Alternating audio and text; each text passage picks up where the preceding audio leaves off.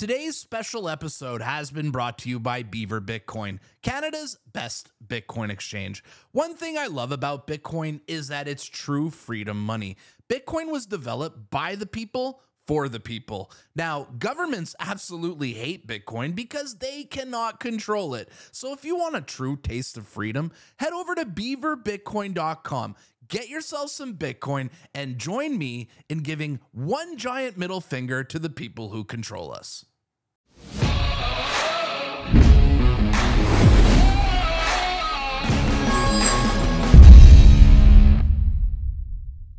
Welcome to a special Saturday report.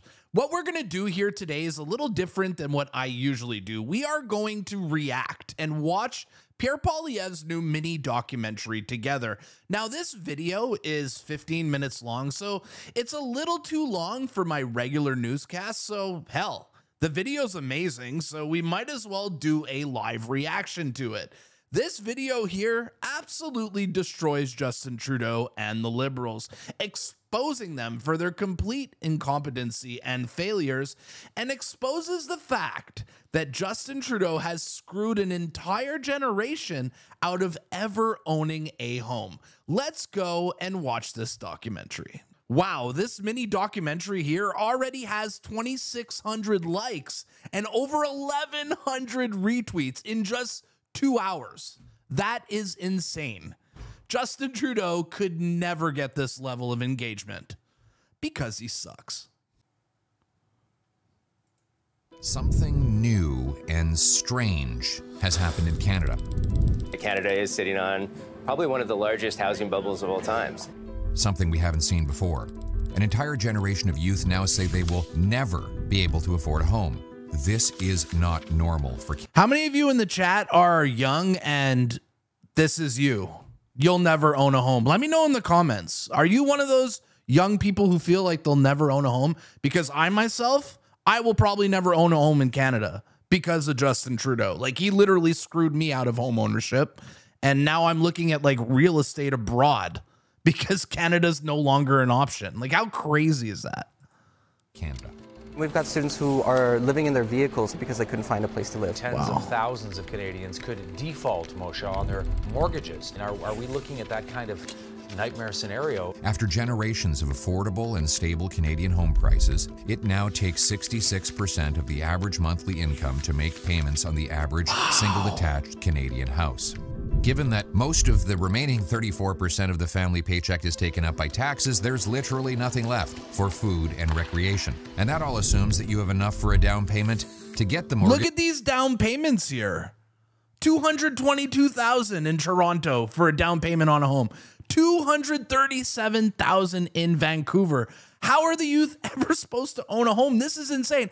This is what a home should cost. like 50, 20 years ago, this is what homes cost. This is insane.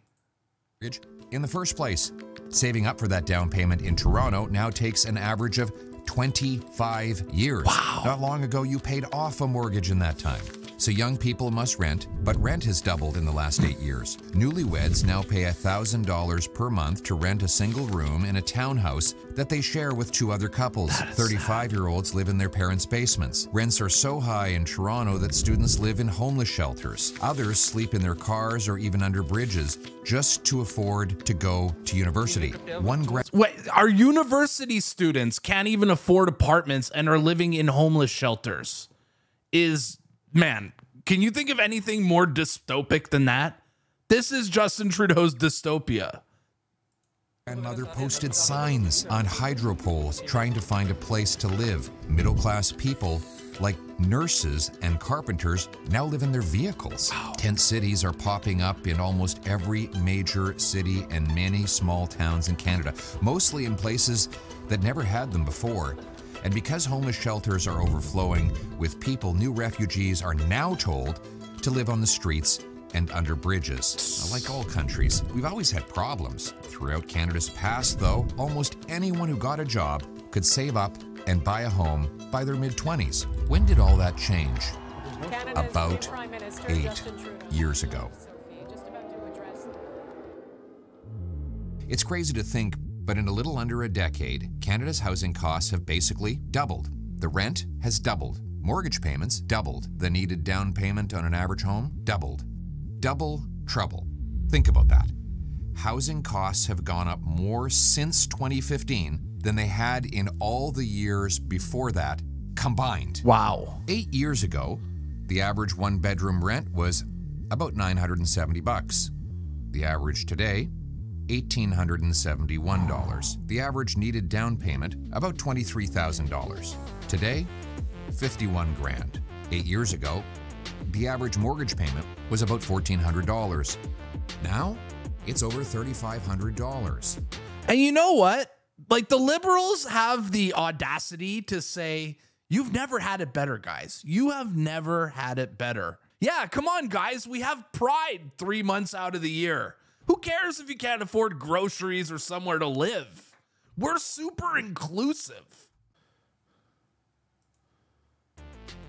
8 years ago, payments on an average single detached home cost roughly 40% of median family income. Now, that number is 66%. Wow. Meaning that paychecks have not caught up with the cost of housing. And we can't blame the rest of the world.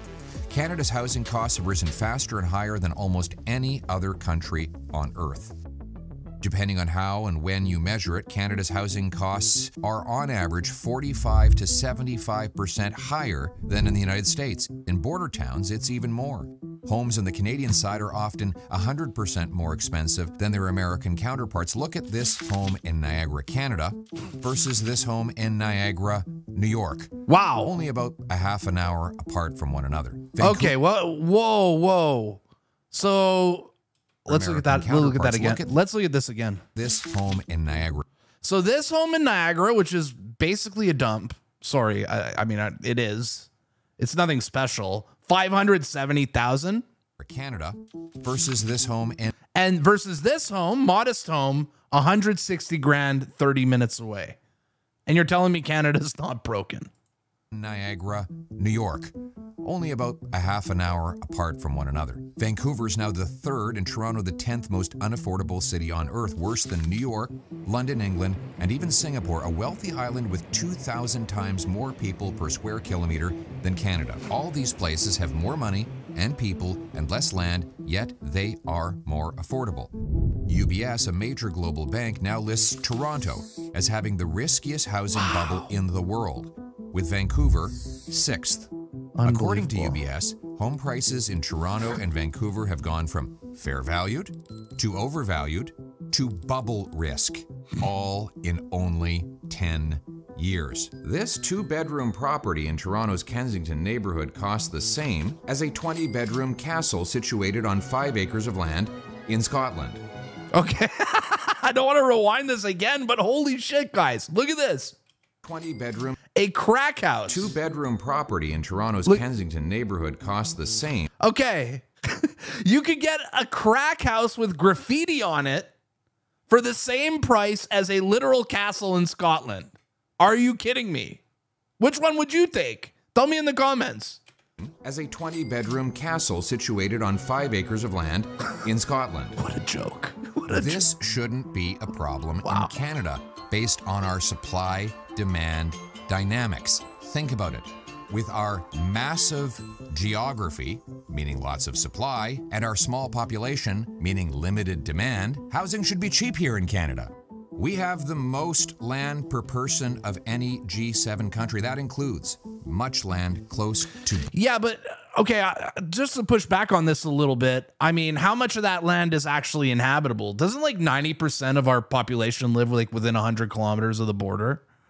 Big cities where people need to live. Like in America, like everywhere is inhabitable. France, I'm going to assume the same thing, but Canada, I mean, like we literally have the Arctic here. To work. So why is it so expensive? Well, let's break it down. A mortgage payment has 2 parts, interest and principal. Interest rates are set by the Bank of Canada, but heavily influenced by the federal government. You'll forgive me if I don't think about monetary policy. When the government borrows and spends, it bids up the goods we buy and the interest we pay. The Trudeau government has doubled Canada's debt, adding more debt than all prime ministers combined. Our finance minister has conceded that this deficit spending pours fuel on the inflationary fire. And I'm going to start with what we shouldn't do. I think that it is very important. Guys, listen to Pierre's reaction here after Chrystia Freeland's done talking. Like, Pierre actually has to hold back his laughter. Listen to his voice here right as she's done talking. Not to make the problem worse. I am very mindful of the importance of not pouring fiscal fuel on the flames of inflation. And then, a few weeks later, she poured $69 billion of new fuel on that fire. For governments to run huge deficits or borrow money, they sell bonds to investors. In recent years, the Trudeau government's spending has exploded, and they've been borrowing more than lenders will lend. So the Bank of Canada has started creating the cash. Oh, like a junkie. Like a junkie. Trudeau is borrowing more money than people are willing to lend. Reckless. More than lenders will lend. So the Bank of Canada has started creating the cash. The money supply has therefore grown 8 times faster than the economy over the last 3 years. More money bidding on fewer goods, including fewer houses, equals higher prices. But the central bank doesn't just send a Brinks truck to the Prime Minister's office. Rather, they use a complicated set of transactions that they call quantitative easing. This is why government-backed money is a scam. This is why I'm all Bitcoin, okay? Because these literal maniacs can literally print money whenever they feel like it. It's not fair. They literally print money. They give us inflation, and we have to pay back the debt through inflation. They're literally robbing you. Get some Bitcoin. Always be suspicious when you hear a complicated word that makes no sense to anyone except those benefiting from it. Right. Here's how it goes. First, the government sells bonds to financial institutions. Then, the Bank of Canada buys those bonds right back at higher prices. Financial corporations love it because they're guaranteed a big profit. But the consequence is not only that the government gets more easy money to spend, but the financial system overflows with cash, which often is lent out at ultra-low rates in super large mortgages, particularly for wealthy investors whose banking connections get them to the front of the line. So as you can see in this chart from the Bank of Canada itself, investors doubled the number of home purchases they made in just over a year. The black line, well, it shows when the quantitative easing began. Cause, money printing. Effect, housing inflation. So the government deficits force the Bank of Canada to boost interest rates to push inflation back down. Former Liberal Finance Minister John Manley put it this way. It appears that fiscal and monetary policy are not aligned. And the importance of that alignment is key. We're still running very large fiscal deficits. The government still talks about how much they're going to continue to spend. And this is a bit like driving your car with one foot on the gas and the other on the brake. Common sense solution, stop the inflationary deficits so the bank doesn't have to raise the rates. That means cutting government waste and capping government spending with a dollar-for-dollar law that forces politicians to find $1 of savings for each new dollar of spending. By getting back towards a balanced budget, we'll bring down inflation and interest rates on your mortgage payment. So that helps address the interest cost of the mortgage payment. What about the principal, which is determined by the home price? Canadian prices, which are so much higher than in other countries, are determined by supply and demand.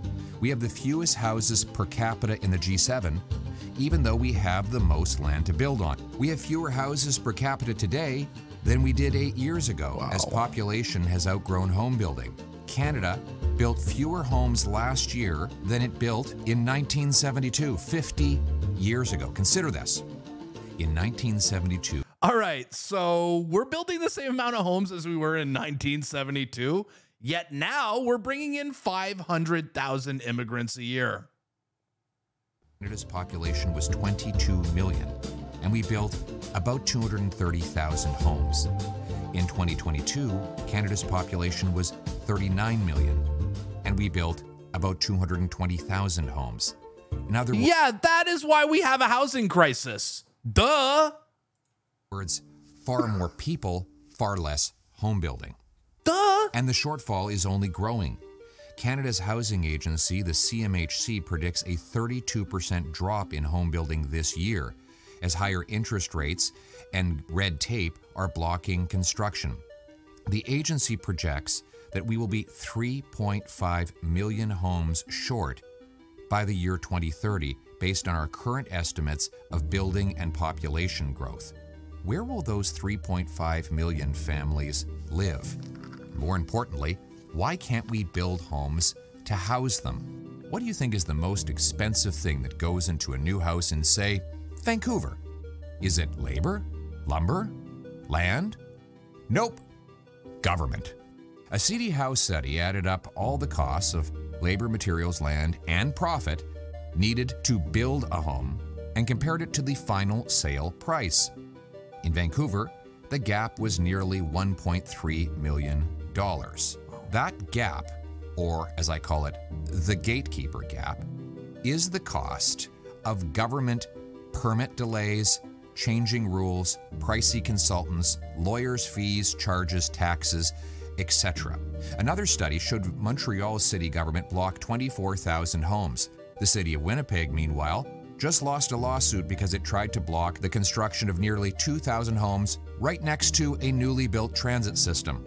As an example of the mindless red tape costs, the Ontario Housing Affordability Task Force report stated that, quote, minimum parking requirements add as much as $165,000 to the cost of a new home, even as demand for parking spaces is falling, and that one of the strongest signs that our approval process is not working, of 35 OECD countries, only the Slovak Republic takes longer than Canada to approve a building project. The UK and the US approve projects 3 times faster without sacrificing quality or safety. Government development charges in Ontario can be as much as $135,000 per home, and some have increased as much as 900% in less than 20 years. And those charges don't include governmental costs like taxes, delays, and uncertainty. Worst of all, the Trudeau government has encouraged this gatekeeping with billions of dollars in new grants to the same city governments that block home building. Man, Canada is truly the worst place ever to do business. I mean, no wonder our government literally needs to bribe corporations to set up shop here. Just look at the bureaucracy. Who would ever want to do business in Canada? He is literally funding the hiring of more gatekeepers to stand in the way of building homes. So you lose 2 ways. You pay more in taxes so that you can pay more for a home. So what if we incentivized good behavior rather than reinforcing the bad? Here's how we can. The federal government spends about $4.5 billion on direct and continuous municipal infrastructure transfers. Big city politicians care about getting that money more than anything else. They'll only permit more home building faster if their federal money depends on it. My common sense plan? 1. Require big cities to complete 15% more home building per year as a condition of getting federal infrastructure money. 2. Give building bonuses to cities that exceed the 15% target. Dollars should be based on housing completions, not promises. 3. Require federally funded transit stations be permitted for high-density apartments all around it, and withhold federal transit grants until the apartments are built and occupied. 4. Sell off 15% of federal buildings and thousands of acres of surplus federal land suitable for housing. Instead of funding... Oh yeah. 5. Defund the CBC. promises, the federal government should fund results. It should link the number of federal dollars big city governments get for infrastructure to the number of new homes completed. Money should flow after the keys are indoors. Pay for promises, get more promises. Pay for results, get results. The good news is we have examples of success.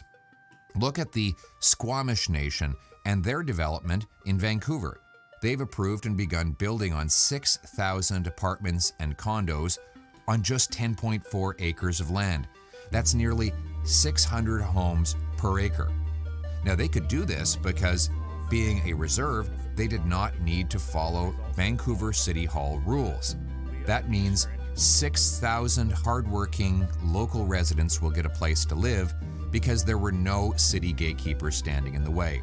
But let's bring this back. This isn't just about the price of a home. It is not just about numbers. This is people's lives. If we don't fix this, we could have hundreds of thousands of middle-class people living on the street in Canada. A home is your financial future. A home is the place you're secure. A home is where you raise a family. A home is at the center of everything you do in your life. If the government stands in the way of you getting a home, it stands in the way of your entire life going forward. The good news is, housing costs were not like this before Justin Trudeau, and they won't be like this after he's gone. We can borrow less and build more. We have all the natural advantages: abundant land, labor, and lumber. The best carpenters, plumbers, framers, and electricians and home builders. We just need to get the gatekeepers out of their way and yours so that we can bring it home. Let's bring it home. Okay, this is pretty crazy. In the time we've watched this video together, the video on X has already gone up 75,000 views in like 30, 40 minutes and added another 300 retweets. Congratulations to the Conservative Party on another viral banger. My opinion on the video: it was extremely well produced, had some very good flow to it. It just felt like 15 minutes went by. Every single young person in this country definitely needs to see this video so that they can understand how Trudeau literally broke Canada. All right, before we wrap this though, we're gonna go read some of the comments and see what the people think about Pierre's new documentary. Our first comment comes from Michael, who says, "Damn, this was so well done. While Trudeau wastes his time pumping out videos on useless heat pumps, LOL. Those videos can't even get 500 views in 24 hours. You're covering the most important topic that really impacts everyone." Agreed. Stacy said, "Well, this is bound to trigger and explode more than a few leftist minds today." You want to know what the funny thing about the left is? That they are literally broke and starving just like the rest of us, but they're so bloody brainwashed that they actually think Canada's in good shape. Okay, delusional. Jamie says, "You did a very good job on this. I had no idea there was such a stark contrast in housing prices in Niagara, dependent on which side of the border the house is situated." Yeah, I thought that was pretty crazy too, right? Like Niagara, Canada was like 600K. Niagara in the US, similar house is like 150K. How does that even make sense? Jamie says, "Nice work, well done. Perfect presentation." All right, let's go read some of the quote tweets here from Chris Best saying, "This is an absolute masterful piece of communication. Not an easy task to explain inflation, policy, causes, and effects in an understandable way. Well done." David says, "Why the Conservative Party of Canada leads polls by double digits." Agreed. Brad Zubik writes, "For years, political communicators, guilty, have insisted that Canadians had short attention spans and political messages should be dumbed down. I'm not so sure. Tell me, guys, did you actually watch the whole video? Did that just fly by like it did for me? I'd love to know what you guys think." Even the most liberal media members like Andrew Coyne are even giving Pierre his props here, saying this is extremely impressive, simplistic, tendentious, conspiratorial in places, but by the standards of most political discourse, it's a PhD thesis. Damn. Did you expect that one from Andrew Coyne? Anti-Taxer writes, "The Liberals have no way to counter this type of messaging from the Conservative Party. They've already lost the election. How long will they make Canadians suffer?" How long, guys? And last but not least, Jennifer L., "My attention span normally gets exhausted a couple minutes into a political video. I watched the entire thing. It's good." What did you guys watch the entire thing? Let me know in the comments down below. And last but not least, I saved this comment here because it's going to be the question for the end of the video here. From Alberta Leonidas saying, "Get out by stopping mass immigration. That is all." Alberta kind of makes a point, and a good one, and a point that the Conservatives don't want to address, which is mass immigration. Let me ask you guys a question here to end off the video, okay? What do you guys think of mass immigration for starters? Should we maintain it? lower it or have more mass immigration? And how much do you guys think that mass immigration played a part in our current housing crisis we have right now in Canada?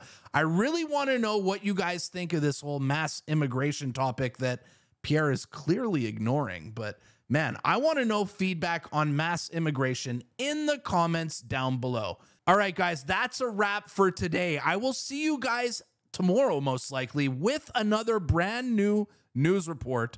My name is the Pleb. This was today's news reaction report, and I'll see you guys at the next one. Peace.